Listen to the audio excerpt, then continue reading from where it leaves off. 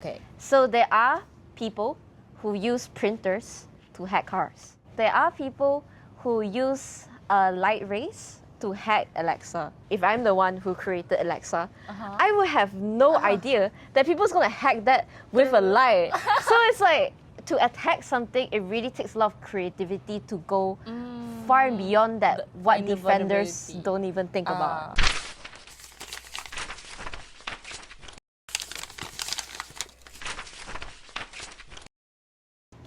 Bismillahirrahmanirrahim. Assalamualaikum. Hai, nama saya Bunga. Selamat datang ke Bunga Podcast di mana kita akan membicarakan topik-topik yang menarik dari sudut kreativiti yang berslogankan Let's Grow and Bloom Together.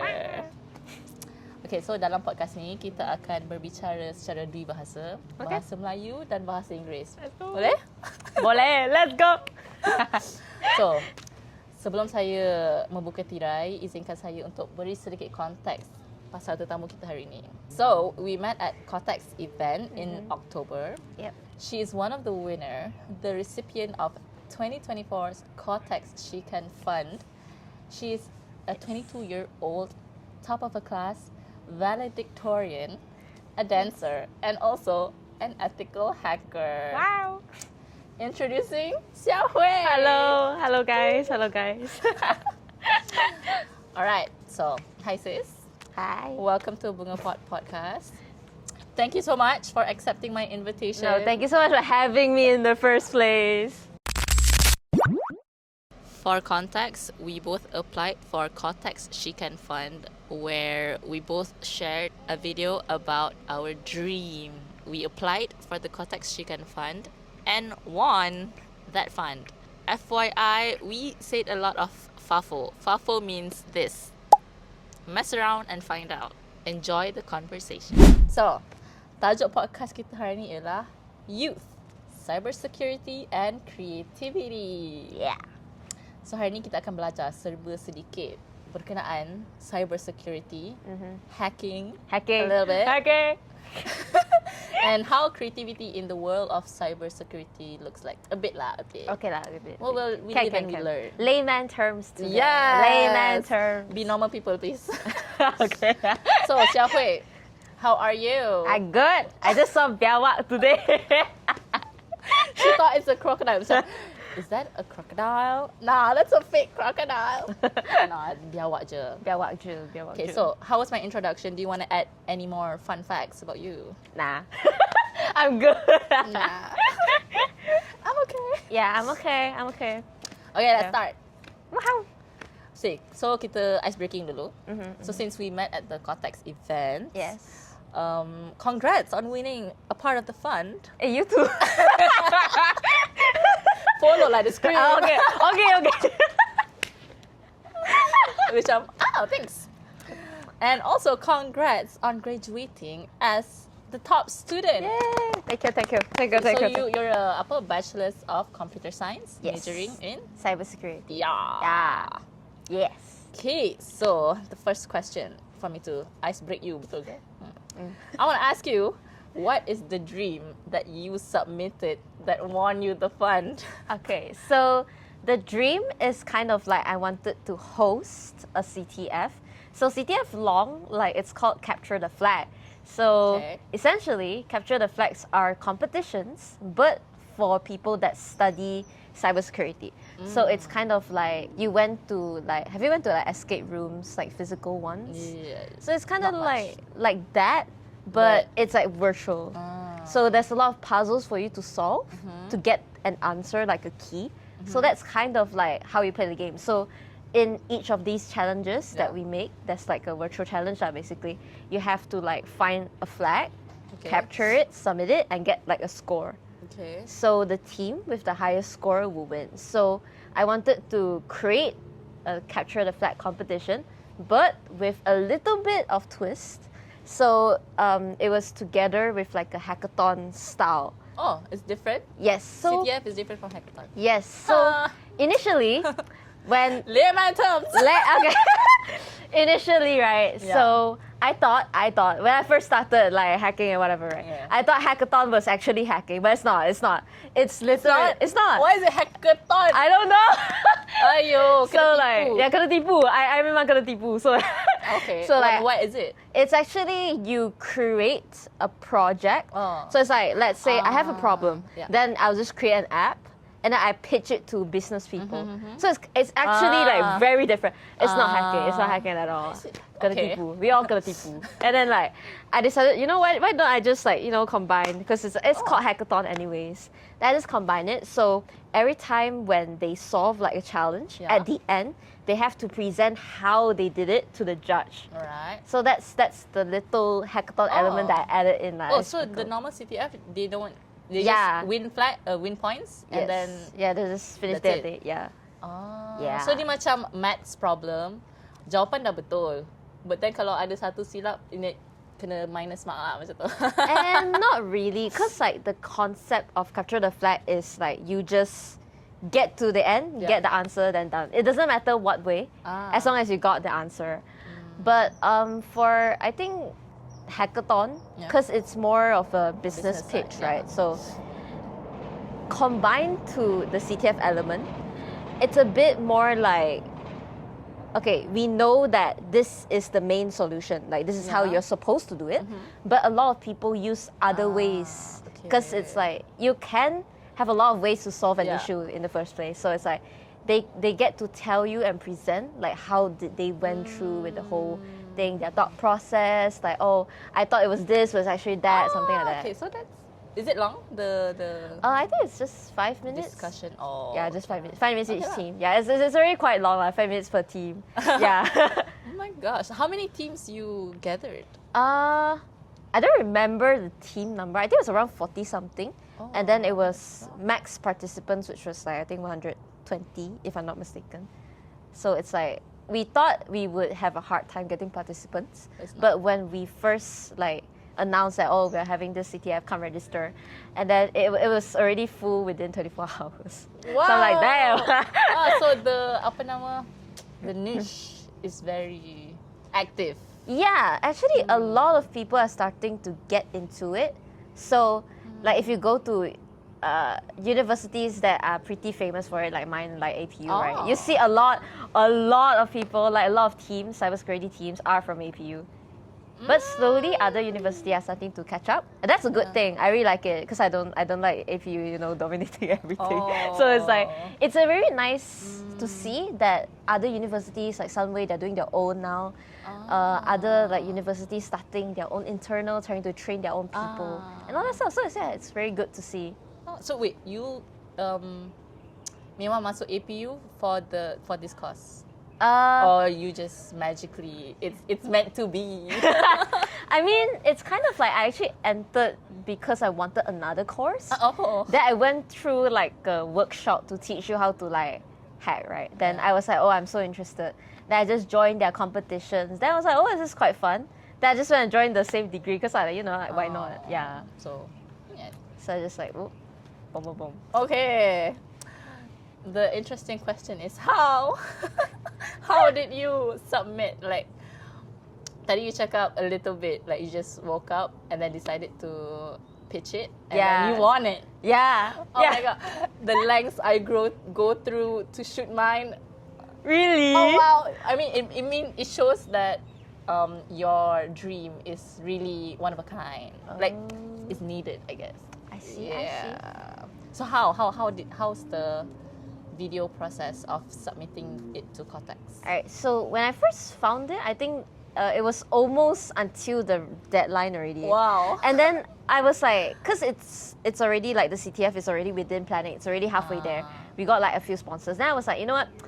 We don't have enough sponsors, I want more. And then so it's like, you know what? I need one. I'm just gonna try. Like, I don't even know how much am I gonna get, because at first they just put like, I think 100, 10K or 100K. And then like I was like, oh, you know what? At least I got something. Yeah. Then I just like, I sat down after my bath and I was like, you know what? I'm gonna do it. Then I just like took the phone and like, yeah, and all that. And then I just submit. And then you won. And it's like, when I won, right, I was so shocked. They called me. And I'm like, huh, I won? It's like, yeah. Oh my gosh, that is. Oh my god, I really want to watch the video. No. Okay, let's put that aside. Yes, put that aside. So since you said that the project was halfway, it's not. It's in the planning lah. Yeah, it's in the planning It is already. in the planning. Yeah. So, then how do you plan? How do you use the fund to do the project? Like, the CTF needs a lot of funds Yes, to run? correct. Okay, how can you break it down? I guess one of the basic funds is like the prize money, and then the prize takes some. Most of them actually, to be honest. And then because we wanted to give like a free CTF, because we are like so I founded like this Malaysian cybersecurity community called Cyberspace, and then we were always doing stuff for free. So like monthly sharing sessions for free. Anyone want to come, we provide the food and everything. So this time, because they had to overnight, which is actually quite rare in Malaysian CTF competitions. Okay. So like because of that day overnight, we had way more costs in like food and stuff. So like I think there was like around 5-6 meals in total. So there's a lot of costs on the food as well. And then we also had to prepare like certain tax swags for the students who were actually going, because like the venue had some requirements for us to like block certain logos with stickers, entry passes and stuff. So like, yeah, we had to come up with some costs to cover that as well. And then I think the last one was the infrastructure costs. So like What do you mean? to have like a CTF, Yeah. you need to like host the thing somewhere virtually, right? So in order to do that, you need to pay a certain amount of money for it to run On virtually. on Yeah. third-party program. Yeah. So for us, there's different ways for you to do it. Yeah. For us, we hosted it on cloud. So cloud is kind of like it's a third-party cloud. So I just put my stuff, host it on there. So I just tell them, okay, I want this amount of speed. Like layman terms. I want like this amount of memory. I want this amount of like speed and all that stuff. Then they they assign for you, and then it's just there. So yeah. So an event space virtually. Yes, kind of like that. Yeah. So it's like Mahal ke? Is it the same as physical event space? That's an interesting. physical is actually more expensive in a way. Okay. It's also because you have to take note of the hardware as well. Yeah. Like buying the actual hardware is actually very expensive. Yeah. But if you're just hosting it, it's actually quite cheap because you don't have to care about the hardware. So the hardware, they would provide it. Yeah. So just like whoop, throw your stuff there. So how much do you that itself, like the virtual event space itself? Uh, Around how much? I think it wasn't that much. If I'm not mistaken, it was less than $200. I mean, because they count in like US dollars and normally.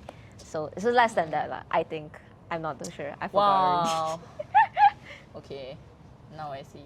Yes, money. That's like almost 1K per film. Almost lah. Yeah, I mean, it's less than that. So Oh wow. yeah. It depends on how you host the stuff as well. I mean, to be honest, I forgot most of it because the event passed, and I was like, oh, okay, everything broke out of the window. Next side quest. Next side quest. So I don't really remember, but I know it's definitely less than $200. Alright. Yeah. You were the organizer? Yeah. Like, So the main organizer lah. Macam not the financial people or the marketing or Yeah. So I was the main organizer. For the CTF, I did most of the graphic design as well. That also was one of the challenge creators. So like I do the challenge that they're supposed to solve, something like that. So other parts you bagi your teammates to do lah. Yeah.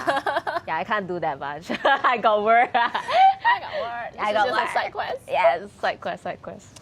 Okay, Ijab, so lastly, berapa orang in total again for the CTF that you need to provide the food and whatnot I think in total? including like your crew. VIPs and stuff, it was around 150, I think. Wow, what a success! Oh my god, I really throw everything I know out of the window. What about? I should have like studied a bit, like the stats. GG. Aman. Next time. Okay. Alright. That's nice. That's a good ice-breaking session, I think. That's our common link, like. Yes. Okay. Common link. So let's take a walk on your journey into cyberspace. Right. Oh, gitu. Woo! So can you share with us how did your journey in cyberspace start? All right. So, there was this pretty unrelated note where when I was like 12 years old, a 12 years old friend of mine told me how to hack games. So back then, games were pretty easy to hack because most of them 10 years ago. weren't like connected with Wi-Fi yet. So like you could That was 10 get years in jail. ago. Yeah, that was just a long time ago. Yeah, that was 10 years ago. Wow. Okay. Yeah. So back then, it's pretty easy to hack stuff because like security is like just there. I think quite recently that they started to strengthen it. Back then, it was pretty easy to do. So it's like it was powerful. yeah, it's powerful. So like, you know, like games, you don't want to pay for certain stuff, so you just hack it. hack it, and then you just get like. Oh, so this is what you mean by FAFO. Yeah, so you just get like a lot of stuff for free. Like you don't have enough money, get it for free. Okay. That's so illegal. But then like after that, I completely forgot about it. I was like, oh, it's because it's just for games, right? Yeah. Then after when I entered my university, Yeah. then there was this workshop by a cybersecurity club in APU. So I was like, oh, what's that? Because it was COVID. It was so boring. There's like rare events. So the moment I saw one, I was like, okay, I gotta join this one. Then after I joined, then they taught us like what's the basics of like how to hack. Like we had to use a different operating system. So if you don't know what an operating system is, it's like like Windows, iOS, all that stuff, right? So those are called operating system. Yeah. And for ethical hackers, normally you use a different kind to make our lives easier. Like you could use Windows too, you could use iOS too. It's just like to make our lives easier, we use another one. Okay. Yeah, so because it comes with a lot of like utilities that's already there to make our lives easier. So we don't have to keep downloading new stuff. Yeah. Okay. So it's called like the first one that I started was Kali Linux. So I think a lot of people also start with that operating system as well. Okay. So I just taught them how to use it, what's the syntax. And then there's also one thing to note. If you're doing like ethical hacking, normally we do it very like command line based. So like, okay, for example, when you use like, let's say Facebook or whatever, you like drag and drop, it's all like clicky, that's like images for you to see, graphics and all this stuff, right? Yeah. So command line meaning that it's all just lines of words. Okay. So like, let's say if you're in your file explorer, Okay. like where you download all your files, right? Yeah. And you wanted to like open it, or maybe you like double click it and all that stuff. If you want to move your files, or you right click it, or move it to some folder and just throw it there. But in command line, it means that you do all of that by typing. Yeah. Okay. I Yeah. get it. So it makes lives easier. And if you start at first, because everyone started with graphics and all that stuff, right? When you start to switch, it's very hard to catch up. Okay. So when they taught me like back then, I was like, what's happening? Like even to open a file, you have to use something called like CAT to open it. So it's like it's so confusing at first to me. Oh my gosh! Even Excel is confusing. So yeah, it's like even moving a file, you have to put MV, Okay. and then first location and what location you have to move it. So basically coding. No. it's Not really coding yet. Coding is more advanced kit. advanced lah, advanced kit. skip. So this is just more like just switching directories, like what file do I want to open, what file do I want to like delete and all that stuff. So it's just that. But I was very intrigued because I was like, whoa, what's this? What's that? Wait up. Pause. So this was before you enrolled as a cybersecurity student? Yeah. Back then I was in foundation. Okay. So it's like apa pun tak Foundation tahu lah. apa in science? In computer science also. But Okay. just started. So I was like, my brain, still like small. Buffering lagi. Yeah, Loading buffering lagi, smooth brain. Then I'm like, apa ni? Then I just joined lah. Then they gave like Nice. little easy challenges for me to do. That was like, oh, so fun. That I just like after that I just like gathered my friends. I'm like, this is so fun. We should do like competitions. And then we just went because like This is fun. I want to compete. yeah, because like back then during COVID, everything was free. So it's like, you know what, if you fail, you fail. So far, four. Ah. So it's just like, okay, If you fail, now kena bayar. not gonna bayar. Yeah. Most of them gonna bayar. That's why So I if did you mine fail- for free. It's paid. Oh my god. Yeah, it's paid. Sad. Oh, that's scary. Yeah, Okay, most and of then- it is paid now. So back then it was free. So I was like, oh, join.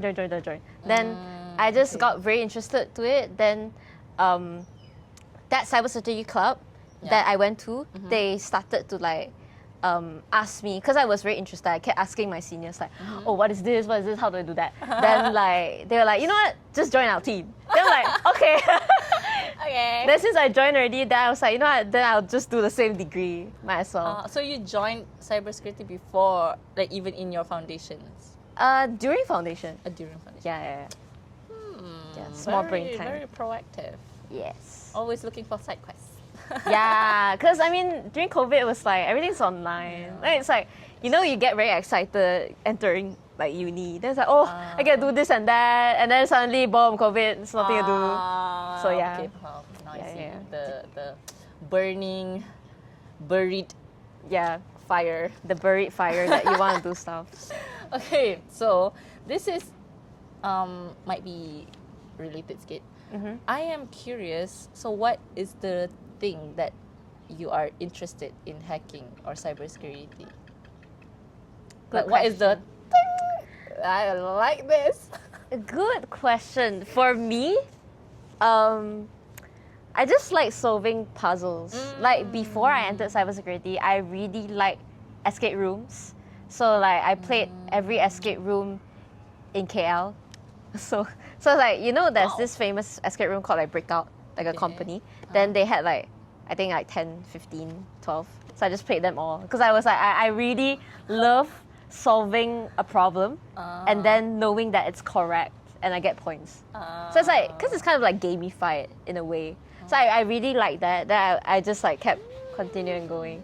Interesting. Yeah. Nice. So is that why tadi you cakap you play board games? Is that why you in the game? Basically, everything is the game. Yeah, everything is related. kind of like gamified. So I really like the game gamified part stuff. of it. Yeah. They made me feel good. They made me feel good about myself. It's okay, you get the validation from games, not from people. It's fine. Yes. It makes me feel good about myself. Oh my god. Okay, now I need to play games. Maybe I should start playing games. I don't Yes. play games. Okay, Yeah. I like that. Okay, so next question is, can you share what are some of your achievements or your milestones on your path so far? I think some of the major ones I would say is there's this international woman capture the flag competition. Okay. So it's hosted by US. So everyone in the world, like international, joins. Okay. And then the first time I joined, I didn't get first place. So I was like, okay, next year I'm gonna get first place. And then next year I did. So I was like, oh damn, I did. How old were you? I think that was 21 or 22 years old back then. You're 22 now. It's quite recent. Yeah, it's quite recent. I think. Wow. Yeah, so I was like, yeah, I finally won it. So yeah, I was pretty happy with that. Then local CTF, I also won a few, like a few first places, especially with PwC CTF, and then Petronas CTF as well. And then there's also like other side quests. Wow. So yeah. Berapa? How much? They give prize money. Yeah, they give prize money. Oh, okay. So for PwC, it was a PS5, and also what do you call it? AirPods. Yeah. So I sold both of them because I don't use them. Because I was like, I don't have time to play my PS5, so I just sold them, both of them. And then for Petronas, I think they gave like Senheng vouchers. So I used that to buy my new phone. I prefer that. Yeah.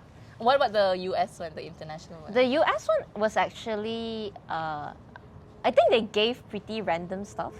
So it's like because first of all, I live in Malaysia, and it's very expensive for them to send stuff. Yeah. Some of them sent me like money. It wasn't large, just like 150 ringgit ish. Oh. Yeah. So it's like just $50 because it was like it is a huge event, but there are a lot of sub events within that huge event as well. So there's some Olympics. Yeah. And then there's a lot of Yeah. events. Back then, there was like 7-6 CTF going around at the same time. So it's like, oh, you finish one, then you join another, then you join another. So that's what I did lah. So Oh, yo! that's why Tak drain eh? ah, Tak drain eh? I mean, drain lah, but worth it. Like Apa? for the one that I got first place, I remember it's because like it's US timing, so normally it starts midnight. So then I start midnight, 4 hours I solve everything in that competition. Then I just go to the next one, and then like if I feel like I'm stuck, then I just move to the next one. Like that. Yeah. So I was like, Are these competition like all the CTF are easy? Senang ke? it depends. Some of them are hard. Like there are some that I really cannot do, but some of them are easier.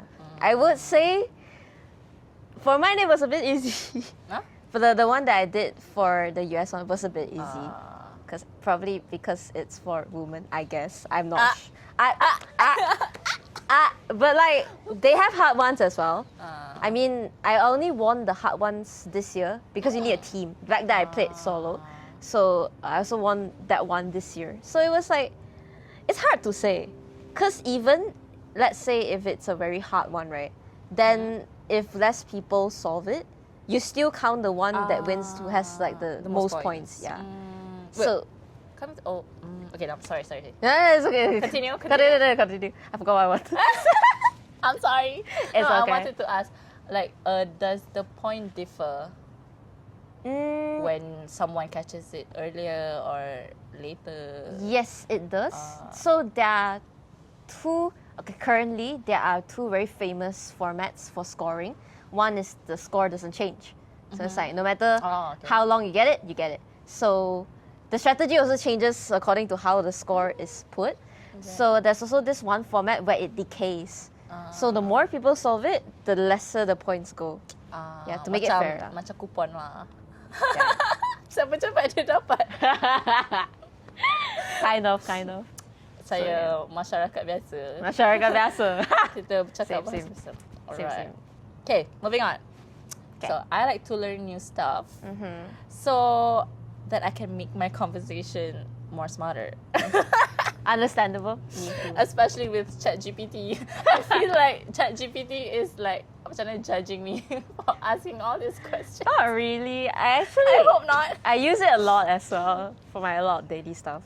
Ooh. Yeah. Okay, so I am interested to know what is actually cybersecurity in layman's term. Like, apakah itu keselamatan cyber? Okay, so we just like put it side by side lah. So there's cyber, then there's security. Security, it's kind of like you have like security jobs, like guards and all that. So it's basically to keep it safe, to make it secure.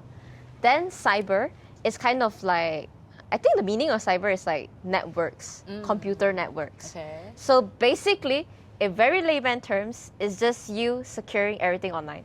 That's online. Yeah. Okay, let me visualize it. And augmented it. Betul ke? I don't even know. Okay, alright. So can you share some of the scopes under cybersecurity? Scopes. Yeah. Okay, so I think I'll put it as types, not types. Hard to say.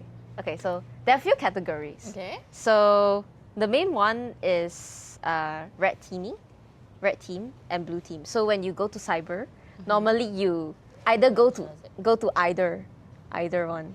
Okay. So red team is you attack. So basically you actually hack like a company. But like you have the consent to do it. Yeah. I've heard of this concept. Okay. Yeah. I can see that. And then blue team is you defend. Yeah. So let's say you are in a company, you defend any attacks that is attacking your company. So normally when you go to cyber, you go to either. It's either blue or either red. Okay. And then there is people who focus on both, so we call them purple. Oh. Yeah. So I think that's the major like sections that I would put it. But if you're talking about like on what technology requires cybersecurity, right? Then there's a lot. Basically anything that can connect to Wi-Fi is something that is under cybersecurity that we need to secure. It's a lot. Like let's say Alexa in your house. Yeah, that's one too. Basically, So basically anything Internet of Things. yeah, Internet of IoT. Things, anything, any computer, server. Wow. Yeah, it's a lot. It's a lot. Okay. I am. I think I was. It's okay. I understand. I've heard of that concept, the red team and blue team in the physical security world, where similar lah. Macam there's a team that the company hire to test their Yeah. stuff. Yeah, correct. And then I dengar macam, oh, this is so interesting. Have you done that? Uh, Job? I mean, job no, but simulation yes. Yeah. Okay, all right. Okay, so, very interesting question. I am curious, what draws the line between ethical hacking and cybercrimes? Okay, so I'll put it in the attacking way so that it's easier to understand. Because normally defending, there's no like ethical, non-ethical. It's always ethical anyways because you're defending. So like, I'm going to put it in the attacking way. Okay. So it's basically anything that's, to put it very simply, anything without consent and it's illegal, I would say, that's the line. So normally, if you're ever hired to hack something, you need to sign like consent papers, NDAs, so that you're actually eligible to hack it. Like it's not just like the randos out of nowhere trying to like hack your stuff. Yeah. So basically, if you have consent, then it's kind That of makes it legal. It makes it legal. All right, well, that was interesting, super informative. All right, so I want to know a little bit more about CTF since that's your passion, I guess. So, bila kita borak dekat the KOTEX event the other day, it has been at the back of my mind. So, this is such an interesting side quest. Okay. So, can you simply reiterate what is CTF in simple terms? All right. So CTF is short for capture the flag, and it's kind of like you have a lot of puzzles play in front of you. They have different categories. They have, okay, it might be a bit hard to explain in layman terms, but so like they have different categories. Yeah. The more common ones are like web, so like you have web applications and all that stuff. So it will be web related. Okay. Then the second common category is reverse engineering. So it's like you have an app, but you reverse it to see how is it made. Oh, so like detangle it, Yeah, detangle it, correct. reconstruct. Yes, reconstruct. Wow. And then there is also digital forensics, where a thing has already happened, and you're trying to decipher what happened by seeing the evidence and all that. Oh. Yeah, it's just like Wow. same as the physical forensics. It's just Yeah. all digital. Yeah. Yeah, and then we also have boot to root. So that's a bit more complicated. Banyak. That's like Wow. that's actually a lot. So boot to root is more like you have a machine. Okay. So this machine probably has like, okay, for example, let's say it's a Windows computer. Yeah. Let's say they have like a higher privileged user and a lower privileged user. Oh wow. So okay. it's like, have you ever seen when you wanted to use certain apps, they will ask you like, oh, can you run this as administrator or something like that? Oh no. Okay, so What does that sometimes mean? sometimes they ask you Yeah. because the system require more privilege to do something in the computer. So like there's this like lower privileged one and this higher privileged one. So what you need to do is normally you try to exploit the vulnerabilities of a machine. So it's like What? it's very hard to explain. Let me think about it. So it's like, okay, let's say in health terms, Yeah. you're a human, you have a scar. Yeah. So that scar is like a vulnerability that you have. You're vulnerable now. You're vulnerable to attacks because like germs can now go Yeah, in. You're limping. And Yeah, you're whatnot. limping and whatnot. So germs can now go in and Okay. attack your immune system. Uh-huh. So You now, are the germ. Yeah. You choose Yeah, what you're kind of like the You germ. are the germ. You are the germ. So what you do is, okay, you have to find the scar. Okay. So, okay, as a germ, I need to find the scar first. Then after I find the scar, I try to get in to the body. So after I get into the body, then I find other ways to try to like attack like main points like heart, like my heart or like my brain. Okay. Wow. So it's like so basically you said just now hackathon is different with CTF. So basically CTF is more hacker. Yeah, than it is. hackathon. Yeah, so hackathon is there's no hacking in hackathon. What is this? Yeah, so that's why first time I joined hackathon I got a tipu. So yeah. So if you want to join hackathon, you need to have a business mind. Yeah, sort of. So if you want a CTF, you just like challenges. So Yes. Okay. So, wow, my brain tengah pusing-pusing sana ni. It's okay. I know it's hard. So that's like boot to That's a lot, man. Yeah. So, okay, relating it with the other thing you said just now, that you after one event you jump to another event, to another event. So these events are all different types. So it's basically like every CTF normally wouldn't have the same questions. So it's like, let's say, it's kind of like how SPM wouldn't repeat the question. Yeah, like. But similar formats. Yeah, similar formats. But they change all of the time. So even to create a challenge or question, you need like creativity to make sure it's not the same as like how other people do it. So that's why you need creativity if you ever want to be in cyber, actually, to be honest. That's why I bawa you sini. Yeah. We're talking about creativity. Yes. Relating it to creativity. Relating it. So everything relates to creativity. Yes. Anyway, so from my short reading, I understand that now it's very different from my script. The one that I read are the formats. Ada Jeopardy and Attack Defense. That's all I read. It's okay. Like Jeopardy is actually types of CTF as well. So Jeopardy is the scoring system where I told you, okay, you just find the flag, boom, submit, and then you get score. That's the easy one. Yes, that's the easier one. The level beginner one lah, macam tu. I would say there are hard ones and easy ones, but it's more easier than the next one. Next one is attack and defense. This is the red team, blue team. Yes, red team, blue team. So I attack your system, and then same time you attack mine, and then it's a bit complicated, but like, have you ever played like CS:GO and all that stuff? No, I'm not a gamer. I'm not. All good. So it's kind of like, maybe I should. It's kind of like you have to protect and attack at the same time. So in normal CTF, normally you would only have the knowledge of how to attack, but not to protect. So in attack and defense, you have to do both. So, and then it's pretty chaotic and it's pretty hard to set up. It's pretty expensive. So that's why in Malaysia, so far that I've seen, there's only one. Like one organization that does it, and it's only like once every year. Did you join it? Yeah. So it's very rare. That one's very rare because it's. Who organized it? It's a big company. The CTF name, I mean the competition name is called iHack. By who, I'm not really sure. Cause like you change sponsors every year. So I'm not that sure. I forgot who's the sponsor. It's fine. I'm sorry, iHack organizers. I'm sorry. Cut it.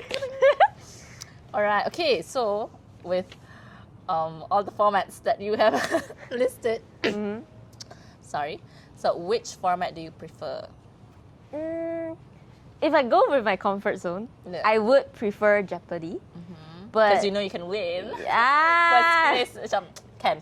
Yeah, it's like plausible. Because attack and defense is really hard for me at the moment. So it's like I'm still learning. But there are other formats actually. It's also something called King of the Hill, where it's the same like attack and defense, but you're doing it solo. Oh. Yeah, kind of. So it's more gentle. Is it? Kind of. So it's like you just make sure you're the king of the hill, like literally, so that people you're so just like, cepat dia dapat macam tu. Yeah. And then you just have to defend from that time on. So it's like there are a lot of formats out there. There might be formats that I don't even know, but that's the 3 formats that I see commonly. Okay, that's nice. All right, we have answered the fun fun subtopic. Okay, cybersecurity and creativity. Yeah. Sparkle, sparkle. Sparkle, sparkle. So untuk Bunga Podcast, kita nak highlight kan topik-topik dari sudut creativity kan. Yes. So let's talk about the fun Betul. stuff. So you said just now that being in cyber, you need to have creativity basically. So hosting your CTF recently, how does did creativity how did relate? you host it in terms of creativity? Yeah. I would say the most creativity that's used into the hosting. Yeah. It's more of the challenges that are made. So like I mentioned, you have to create something different because I mean your challenge is to make it hard, but not to But the doable. fact that it's guessy. Guessy? So Guessy? Spell guessy? guessy is GUESSY. Oh, okay. So you have to like tembak. Ah. So some bad challenges out there require a lot of tembak to make it hard and not your technical skill. So it's like, let's say Okay. there's this concept in cybersecurity called brute forcing passwords, for example. Okay. So basically it's like, I have a list of passwords and I have an account. So in order for me to know which account, which password is that for account. that account, I just use every single password in that list, and then until I get a correct match, something like that. So That's that's not called efficient, that's called brute forcing. Okay. So there are challenges out there that, let's say if you just want to test your technical skill, I'll just let you brute force something that can be brute force in like, let's say 10 seconds. Oh, wow. However, there are competitions out there that require you to brute force for like 2 hours or like, so it kind of makes it like, It defeats the purpose. it kind of defeats the purpose in that sense. I know it's a bit hard to comprehend at the moment, but it's kind of like I that. can. Yeah. I can kind of. So to make it technical, to the fact that you can still learn from it, it's actually not easy, in my opinion. Okay. So spill more. This is the interesting part. so it's like, even let's say outside of CTF, right? Even in normal cybersecurity, Okay. let's say hacking cars, okay? Okay. So there are people who use printers to hack cars. Okay. So it's like that. Also, there are people who use light rays. I think. Do you call it light rays or lasers? Or lasers to hack like, if I'm not mistaken, Alexa. What? So it's Whoa. like, it's stuff that you wouldn't really consider. So like when you're defending, right? Like let's say if I'm the one who created Alexa, I would have no idea that people's gonna hack that with a light. So it's like, it really, to attack something, it really takes a lot of creativity to go far beyond that what Find the defenders vulnerability. don't even think about. Yeah. Oh, so you need to host to create the challenges. Yes. You need to think from an attacker's point of view. Yes. Like when they attacked it, what would they do? Like what's their thought process and everything. So it really like to make a question, or I would say a challenge, needs creativity. So yeah. So what are the feedbacks that you get from the event that you just hosted? Is it like, oh, it's good, or so, you can amp up the difficulty? A lot of the feedbacks I got was actually about the time allocated, because like we put it as like a 24-hour CTF, and I know it's very tiring. So because we also added like the part where you had to present, right? And because no one really tried that before, so it's like, we just fuffle. Then like some of them were saying like the presentation takes too long, because like there's around 40 teams, and each team takes like 5 basically minutes. time lah, in terms of that. But in terms of the challenges itself, it's... Challenge itself a mix lah. Got people say it's good, got people say it's hard. But it happens... Oh, that's good lah. No one say it's easy. yeah. No one says it's easy. So it's a good... it's a good thing. Okay, resume dia. Yeah, because like even the easy ones, we put it quite hard. Because to be honest, okay, from a person who plays CTF a lot, the difficulty of CTFs in Malaysia is way below like average. countries like below average, like from countries like Singapore and all that. I mean, it's not our fault, but it's just like it takes time. These kind of things takes time for you to get better at. Because in Singapore, they can start CTF as soon as like primary school, secondary school. So for us, most of us get the exposure during like university only. So like it takes time. Apa nama? Late start. Yeah, we have a late start. So that's why Alright. for me, I place like to it be a more difficult to kind of like, train them to be prepared for like international CTFs as well. So yeah. Okay. Okay, I like that. It's very fresh. This might be a little personal. So do you have a dream to innovate something new in the cyberspace? I do. Oh. But tell like me more. I had like this idea. Like I feel like it's more of a I woke up suddenly I boom I had the idea. Was like I wanted to make like a competition on creating the challenges for CTF. Huh? Come again? So it's like I want to gather a lot of people because like not everyone, a lot of people knows how to play it, but not a lot of people knows how to create it. Okay. So I wanted to make a competition where to create. So basically a hackathon for CTF. Yeah. So it's like it's like in that way you encourage more people to create. Then there will be more competitions that people would host because they already know how to create the challenges. So this is the importance of creativity in cyber people. Yeah. So like I don't know how to do that. I just like woke up and got the idea. So That's such a good dream though. Yeah. I don't know how to support, but I just you can do this. But like I don't know, probably in like future next year, I don't know. Maybe I'll just like do it. Yeah. Because like, it's quite new. No one has ever done that based on my knowledge. Yeah, no one has ever done like anything. Wow, that's such a great initiative to do. But it will be hard to judge because it's very subjective. Yeah. I mean, the point of it is not to win. Yeah. The point of it is to gather and actually encourage create more people, I guess. Yeah. To find to recruit all these gems. Yes. The Malaysians' talents. Yeah, the talent. The talents. They all go to Singapore. Oh, ya ke? Oh, Yeah. no. Sad. Okay, let's do something.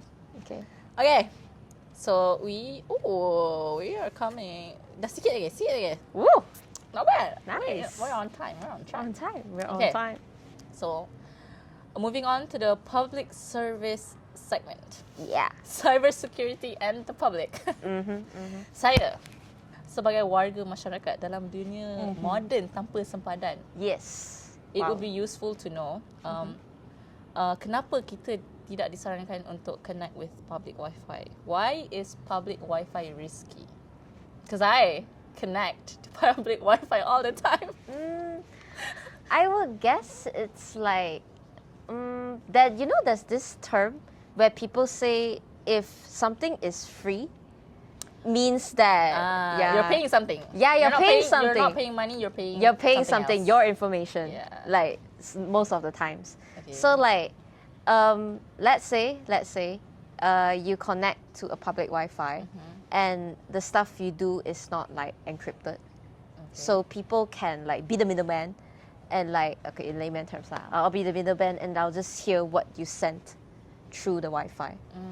People are worried about man-in-the-middle attacks, where like you just be the middleman and you listen to every traffic that's going through. So like, let's say if I went to a website and then I put in my personal information, it gets sent to the internet, right? But before it sends to the internet, it goes through the middleman. Like a router or Wi-Fi or something. Okay. So in that case, as a middleman, if I intercepted the connection, then that thing, what you sent, goes through me first. Then only it goes through the internet. So by that, I already know your sensitive information. So I think that's the current concern. mostly. I might be very wrong though. I have no idea. Because like, you know, That makes sense. my brain is a bit like... It's not too much. Cool. Should I like look up? Is it like correct? Later I go home, then I look up like, oh shit, it's the wrong no, that's concept. wrong. Okay, you tell me and I can cut that off. Okay.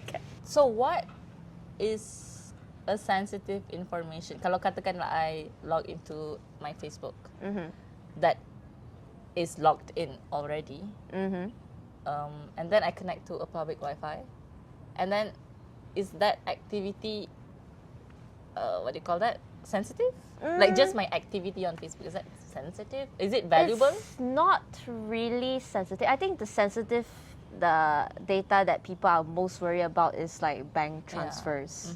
So those things that once you input your credit card information, that it booms, it just goes there, you know, the transactions. I think people are more afraid of that, and also your information, like your IC, your name, like you know about your, let's say you go to a health website, you have like your biological data, like blood and all those stuff. And blood is something, because it's biological, it's not something you can change. So, okay, password, if you get it, I'll just change it. But if it's blood, let's say they got your blood details, your patient details, it's something that you cannot hide it already, because it's already there. So that's why it's, like, even for healthcare, cybersecurity is very crucial. I remember going to like a hospital website, then very easily, so many vulnerabilities. Very easily, I get to find like which patient is what bed number and what like health record, like what sickness was there. Oh, right. It might not be very, like, it might not seem like very obvious, like why is this data so important in the first place? But we take it for granted, I guess. yeah, we take it for granted. But people can combine your data with a lot of other factors to make it very harmful to you. Wow. Yeah. So basically you're like building a virtual, they are building a virtual self. Building like and connections to you. It's like how you know, like sometimes when you make like bank accounts, they sometimes ask like security questions, like what's your first elementary school? And then if you just put your elementary school information in Facebook anyways, then this security question, literally anyone could just look up you and then the just security question needs to be better. I mean, yeah. I have no idea. I don't know. I guess that is the problem in cybersecurity. But yeah, you know, there's a lot of like, you know, Instagram. There's this template where it will be like, place your favorite song, and then like you put your story. Yeah, so it's like questions like that.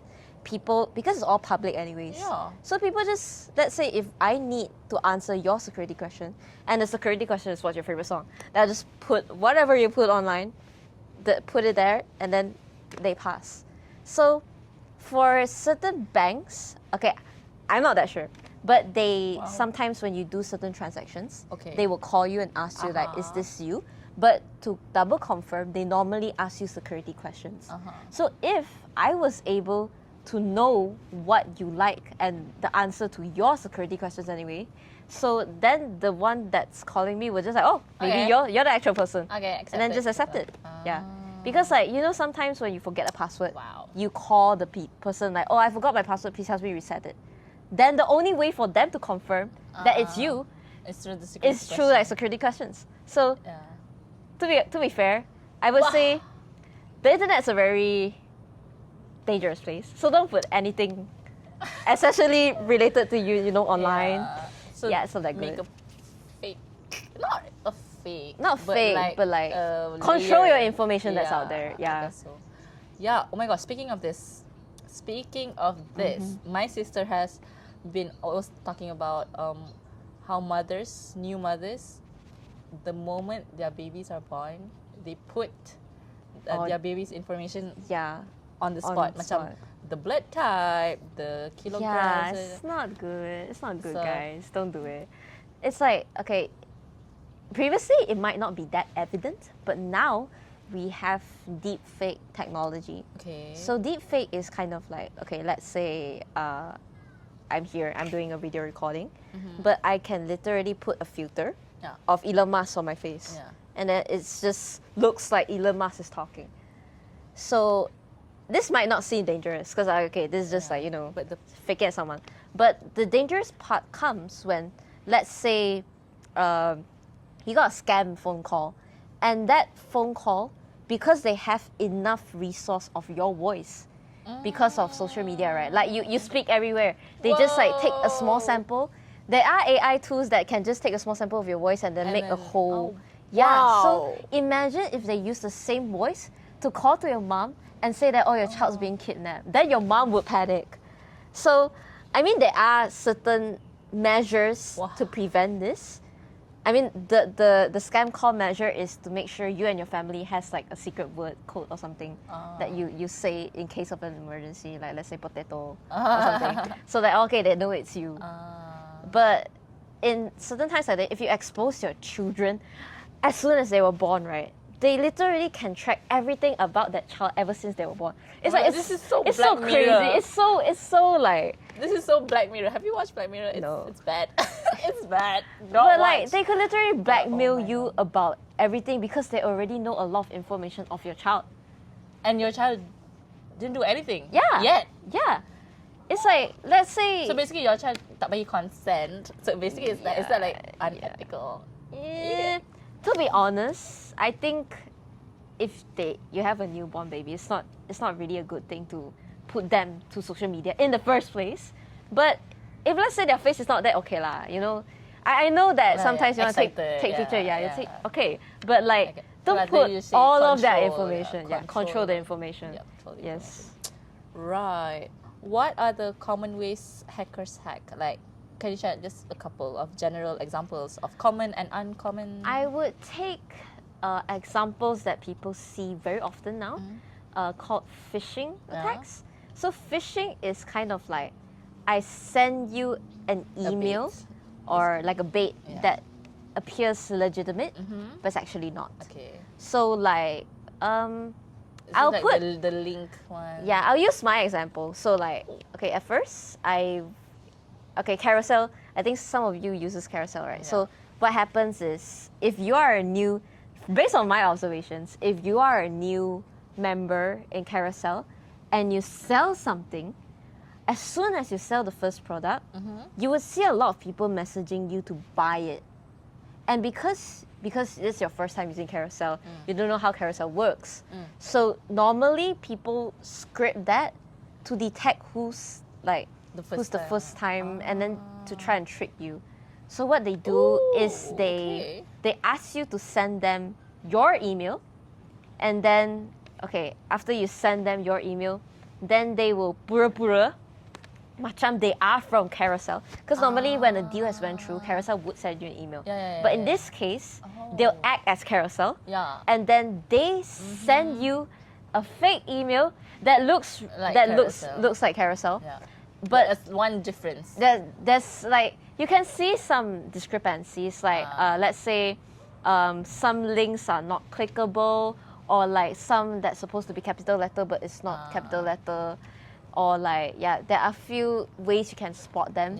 But they are becoming better lah, to be honest. And then let's say if you click the link, it links to a website for you to be like, it's another fake Carousel website, and it tells you that, someone wants to buy a product. So now you have to put your credit card details and all that stuff. So basically your email could be a sensitive information also. Yes, it could be. It could be a sensitive information. But I would say, to be honest, if your email is getting hacked by any circumstance, it got hacked, right? A lot of your things would get hacked as well. Because let's say Facebook, to reset your password, you have to go through email. For Instagram, I think it goes through email as well. So almost everything goes through email. So if your email is compromised, everything is compromised. Oh my gosh! Can we talk a little bit about the email thing, because this is like a personal thing. So I'm too scared to say this, but my password, I don't know if my password is strong. So is the security for emails, is it like damn strong? Because we put ridiculous passwords. Yeah. That is like so easy. I'm not saying mine is easy.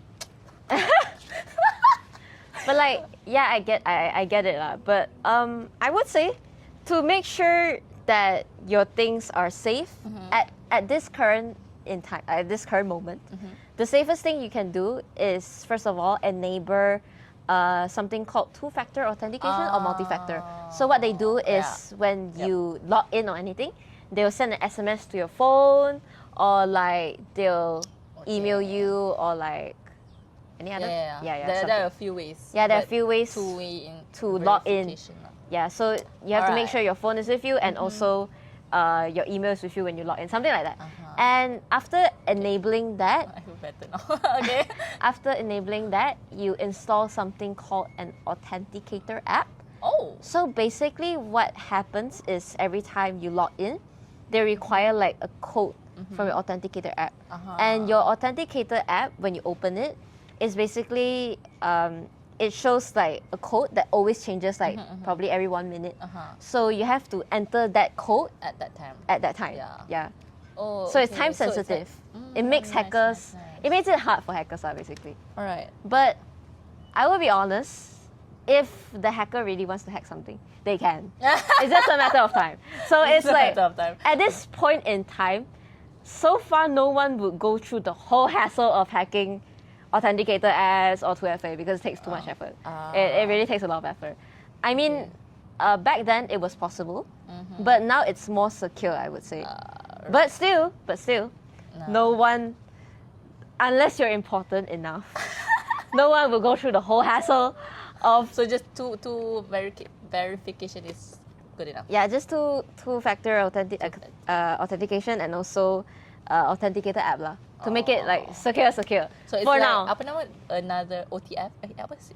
Uh, Apa the number thing? authenticator app, there's a few, but if you want like really reliable ones, I guess you could go to Microsoft lah. Like Microsoft also has their own authenticator app. Those are like secure, because you know Microsoft. I mean, I'm not saying I'm not saying Microsoft confirms secure. I'm just saying it's popular. For a reason. Yeah, for a reason. So Right. hard to say which one's secure, which one's not. I'm not the one to judge, you know. Just use whatever's out there. Yeah. Don't use like authenticator apps you never heard before. That's very sketchy. That is one of the. Oh my gosh! But for this segment, I have a list of questions that I could possibly ask, because Okay, just ask me. I don't know my activity. Okay, so coming from the authenticator app, it's not in the script, but it's just coming to me. What about like if we install the fishy apps? Like the other day, I need to convert a video to MP4 or MOV format, but it's just so hard. Yeah. To just Then you download an direct. app to do Yeah. it. What can you comment on that? Okay, so fishy apps are a bit hard to spot for common folks. I would say, okay, to be honest, the safest options out there for common folks is to go through verified libraries like Play Store, Google Play Store. Okay. iOS uses what? iOS uses Come again? Apple uses Apple Store, I think. I I don't remember. So like basically no, if it's from them, normally they verify it first, then only they let it like be on the marketplace in the first place. So like if you download something online, right? Okay. It's suspicious because there's no way to verify. Okay. Unless you're more technically sound and you want to go through in depth of like, oh, what actually is this item? But it's hard to detect. There are tools that tries like let's say antiviruses that can detect a malicious application based on their something called a signature. So like let's say if there's virus on your phone, I mean on an application, there are like certain signs to show that it is. So some antivirus apps can detect that. But if it's a very, very new virus or worm, it's hard. I mean, because it's new, right? Yeah. Then that one cannot help lah. It's like, is there like that one really there's nowhere to solve it. But I think the most easiest way for common folk to prevent that is to install something like a virus, antivirus. Alamak, kena bayar app pula. I mean, yeah lah, kena bayar pula, but like, So basically, if I were to install it from the App Store, is it App Store? I forgot what. Okay, Google Play lah. Say Google Play. That is relatively safe. yeah, relatively safe. I wouldn't say it's safe. Most of the time it's safe because it's their job to make sure that it's safe in the first place. Dah filter lah. Yeah, Basically but the rough filtering. yeah, but like things can go wrong. Yeah. There might be some intern whose job was to filter and then fail. Oh, hard to say. Nothing is truly secure out there. There's always people who would mess up. So. Okay. I mean, it gives a peace of mind. Yeah, it gives a peace of mind. Okay, So. Alright, just don't like randomly install everything, outside, don't especially do it. like Don't do it. The older generation, like my mother, punya golongan, they just install anything. Yeah. No, yeah.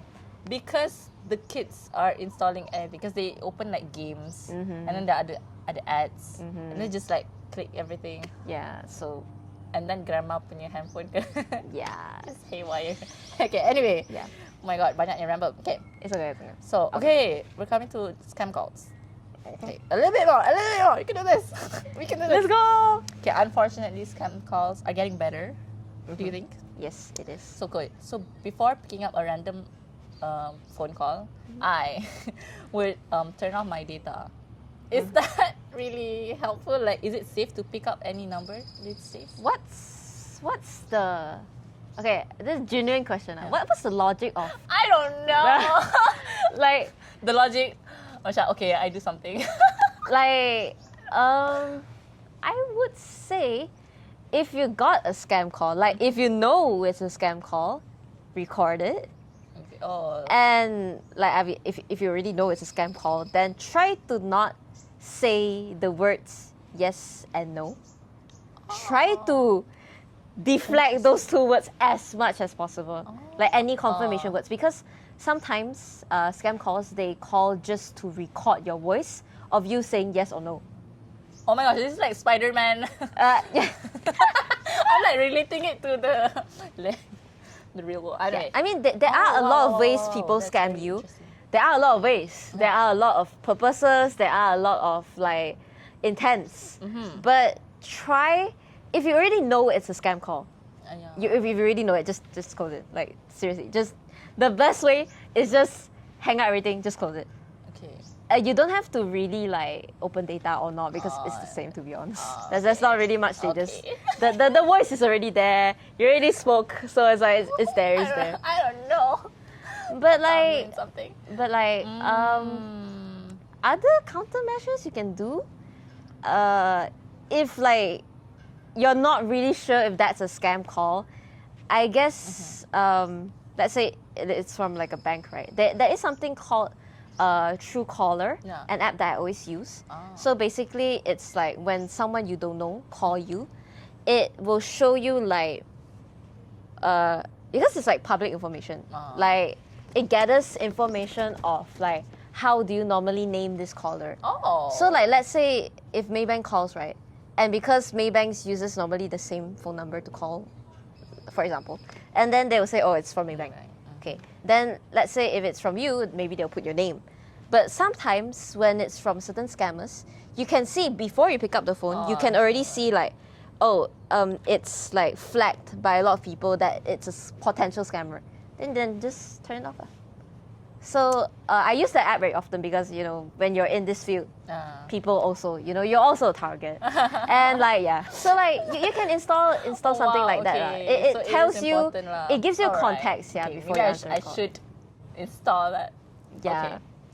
So all good. Okay, so my last question for today. Okay. For today is, what does incognito really mean? Is it just a layer of letters covering nothing, or does it really shield us from something? Like, what does it mean? It actually, the main purpose of it is just making your stuff anonymous. Anonymous. Meaning like, you did something but no one know that you did it. Okay. Because a lot of people are pretty concerned about, websites getting all your information and stuff. I mean, the common folk are pretty concerned about that lah. So it's like, let's say, for example, you want to do something on your company laptop, but you don't want the browser to track your histories of doing that. Yeah. So you just use an incognito browser, so that after you finish you use like everything on that browser. When you close it, all the history will not be tracked. It's like, okay. Confirm Hard to say. It's more like the websites you go know that you went there. However, in your own browser, the history is not there. Okay. Yeah. So like half of data. Yeah. So it's like they anonymize half of your data, but enough for most people. Yeah. So, but okay, coming to that, so the company would know that, okay, Bunga is connecting to the website. I think they wouldn't know. Or just like they wouldn't know it's Bunga. They would know it's just, maybe just some visitor. Yeah, it depends. Like, let's say if you went to a website and you put your full name there anyways, then of course they know it's you. But like, it depends on how the website sets the anonymity level, I guess.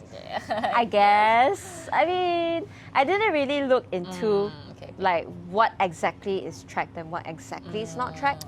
But I think the anonymity is mostly for your own browser. That part you are. I think, to be honest, I think a lot of people use that for mainly for banking. 18 plus purposes. Wow. I mean, to be honest, that's the main purpose. I think everyone. Does it work though? Or I mean, no? Because a lot of people just doesn't want their 18 plus activities to be on history, the browser history. Yeah. Because like, let's say sometimes when you search for something, let's say when you Google search for something, let's say you put P, and then they will normally auto-complete it for you, right? So people don't want that to auto-complete it as, Whatever. Oh my god. So like, yeah. Oh wow. Okay. Okay, so do you wanna... Oh my gosh. Sorry, we just came back from the chaos. For real. Okay, so it's okay. So, wow. Such fresh perspective. I think I learned a lot. I might need to listen again to compute whatever you just said. Yes. To close off, thank you so much for being such a wonderful guest and sharing your insights. Yes. And for the listeners and the viewers, thank you so much for tuning in to today's episode. So we hope you found our discussion insightful and thought-provoking. I do. So if you enjoyed this conversation, don't forget to subscribe, share, comment your reviews. We'd love to hear your thoughts. So until next time, let's grow and bloom together. Yeah. Do you want to shout out anything, any socials or whatever? I guess like... Or any events? So like, I have like a cybersecurity community, like Malaysian community called Sherpa. So like, we have like a LinkedIn account, Discord, and also X, Twitter. But like, we're opening an Instagram one soon because a lot of people are there. Oh wow! So, yeah, we're gonna target a bit of non-technical people. So yeah. Yeah, that's me. Yeah. All right, so thank you so much. Bye. Bye.